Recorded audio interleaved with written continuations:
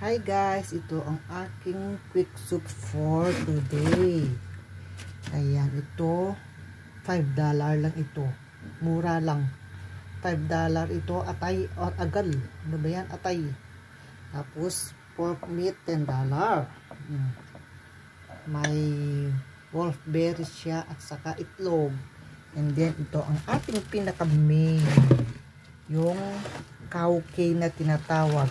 Binibili ito sa palengke. Ganyan siya. Oh, yan. Parang Chinese spinach yata ito.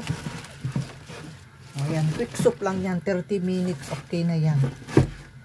At makamura ka pa. Ayan. Ayan siya.